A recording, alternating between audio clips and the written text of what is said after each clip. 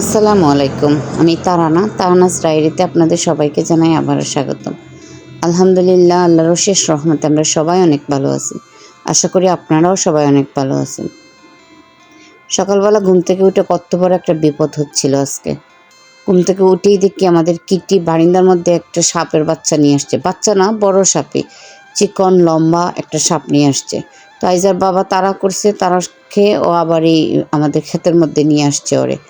প্রায় আধা ঘন্টার মতো ওর সাথে এরকমই করলো, কামড়াকামড়ি করে একদম মেরে ফেলছিল সাপটাকে। কিটি ইদানিং এগুলাই করে। গতকালকে আরেকটা গিরগিটির মতো কি জানি একটা বড় এটা ধরে নিয়ে আসছে, এসে ওইটাও কামড় দিয়ে মেরে ফেললো। তারপর আইজার বাবা এদিকে সাপটাকে পুড়িয়ে ফেলছিল, পুড়িয়ে ছাইটা ফেলে দেবে, তার জন্য এই জায়গায় আগুন করে দিচ্ছে সাপের উপরে। কারণ সাপ মারা গেলেও যে সাপের কাঁটা থাকে সেইটাতেও বিষ থাকে, এর জন্য। সেদিন আবার প্রচুর বাতাস ছিল, আগুনটাও হতে চাচ্ছিল না। তো আমাদের নাস্তার পর্ব শেষ করে আইজার বাবা আর আমি এদিকে কাজে লাগছি। আসলে সত্য কথা যেটা, গ্রামে বসবাস করা এতটুকু সহজ না, অনেক কষ্ট, অনেক কাজ। শহরের কাজ থেকে 3 গুণা কাজ বেশি গ্রামে।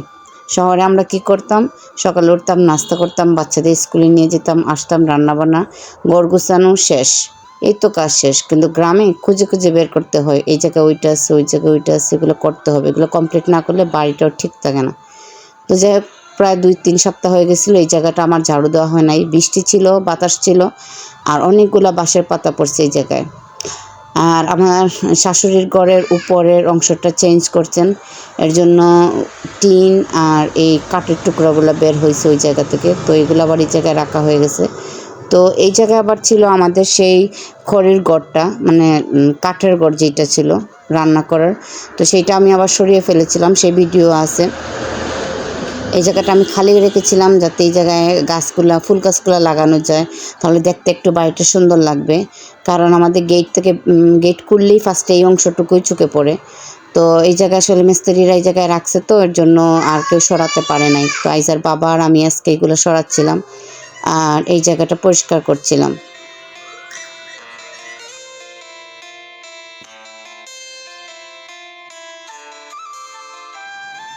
এই জায়গা পরিষ্কার করে এই জায়গায় আবার আমি কিছু গাছ লাগাবো। তো আইজার বাবা আসলে সকালবেলা আমাকে এতটুকু সময় দিতে পারে না। আইজাকে স্কুলে নিয়ে গেলে আসার পরে আর দেখা যায় যে ওর কোনো কাজ থাকলে সেইটা কমপ্লিট করতে হয়, আমাকে আর সুযোগ দেয় না।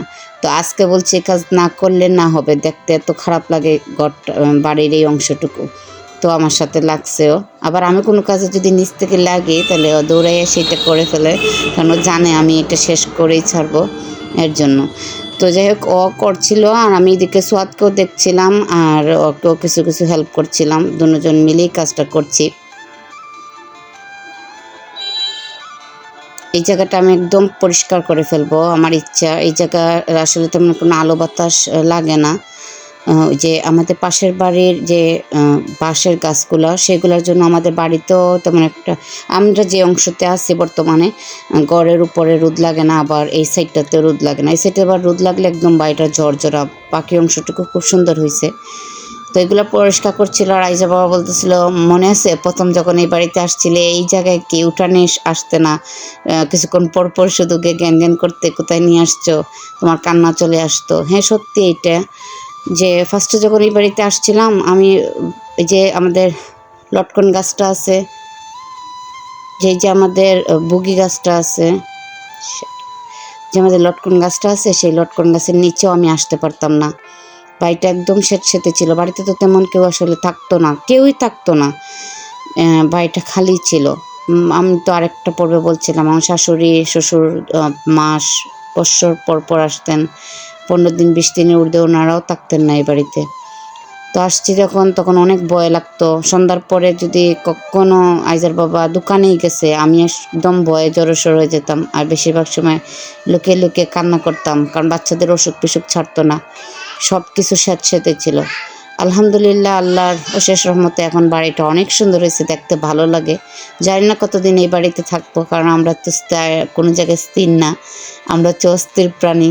আমরা আল্লাহ যে জায়গায় আমাদের রাখেন আমরা সেই জায়গায় থাকি। তো যতদিন আছি আলহামদুলিল্লাহ বাড়িটাকে বাড়ি হিসাবেই রাখবো আশা করি।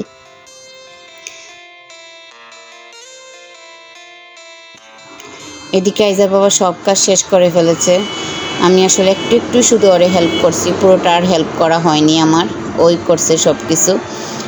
তো সব একসাথে করে যে পাতাগুলো জমছে সেই যে পাতাগুলোর মধ্যে আগুন দেওয়ার চেষ্টা করছিল, অনেকবার দেওয়া হয়েছে কিন্তু পাতাগুলো তো ভিজার জন্য আগুন ধরেনি। এদিকে গত 2 সপ্তাহ আগে যে আমাদের প্রচুর ঝড় বৃষ্টি হয়েছিল, সেই ঝড় বৃষ্টিতে এই লটকন গাছের অংশটা একদম ফাটায় ফেলছে। তো যে কোনো সময় এটা পড়ে যাবে। আইজার বাবা বলতেছে এইটাতে নাকি একটা বড় এখন বাঁশ বেঁধে দিতে হবে, নয়তো এটা পড়ে যাবে। 2টা জায়গায় ফাটছে লটকন গাছটা। তো যাই হোক, এদিকে আবার আকাশ মেঘলা করে ফেলছে। গতকালকের বৃষ্টিতে আমার রান্নার সব খড়িগুলো ভিজে গিয়েছিল, এগুলো আবার আমি তাড়াতাড়ি করে একটু রোদ ছিল সেই রোদে দিলাম, কারণ আমি জানি তো এক্ষুনি এগুলো ভিজে যাবে। এর জন্য আমাকে রান্না করতে হবে একটু পরে গিয়ে, তো এগুলো আবার শুকাতে হবে। তো এই যে বললাম এত সহজ না গ্রামে থাকা, আছি আলহামদুলিল্লাহ। তারপরে আমি কিছু ওই জায়গায় গাছের চারা করেছিলাম, বিচি লাগাইছিলাম, চারা হয়েছে। তো এখন আমি এই চারাগুলোকে তুলে নতুন নতুন জায়গায় লাগাবো। আগে যে জায়গায় আমাদের ধনিয়া পাতা গাছ করছি এখন, সেই জায়গায় আমার ঘুড়ি বাঁধা ছিল, তো সেইটা ভেঙে আমরা ধনিয়া পাতা লাগাইছি। আবার এখন নতুন করে আমি পুকুরের সামনে, পুকুরের পাড়ে বলতে পারেন, ওই অংশে করছি একটা। তো ওই জায়গায় নিয়ে আমি গাছগুলো আবার লাগাচ্ছিলাম। ওই জায়গায় আমি দুন্দুলের চারাও লাগাইছি। আলহামদুলিল্লাহ আমার দুন্দুলগুলো অনেক সুন্দর হয়েছে। আর এখন লাউ না কুমড়া, মিষ্টি কুমড়ার গাছ, এগুলো মিষ্টি কুমড়া লাগাইলাম। তো আজকের মতো বিদায়, নতুন আরেকটা ভিডিও নিয়ে দেখা হবে ইনশাল্লাহ। আসসালামু আলাইকুম।